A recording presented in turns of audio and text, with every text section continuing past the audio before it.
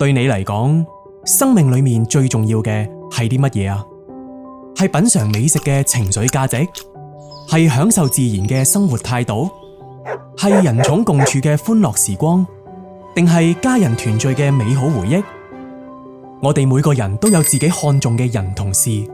但你又有冇想象過，如果有一日你所珍視嘅一切突然失去，你嘅生活將會變成點樣？喺呢個世界動盪變革嘅時期，充斥住各式各樣嘅挑戰同不確定性，甚至對我哋自身同周邊構成威脅。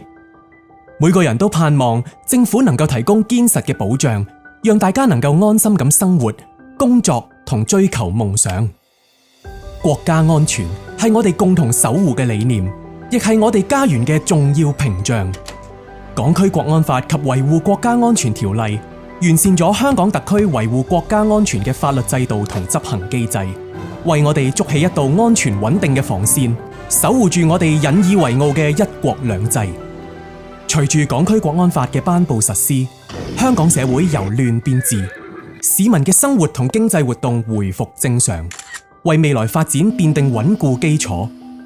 香港嘅世界競爭力排名節節上升，喺全球經濟體系中位居前列，開展咗由治及興嘅新篇章。今年係港區國安法公布實施嘅5週年，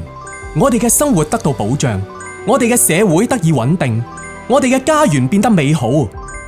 國家安全不但只係大家嘅責任，更加係我哋嘅共同願景。讓我哋一齊守護呢片熱土，繼續為我哋嘅屋企、為我哋嘅明天、為我哋嘅下一代而努力。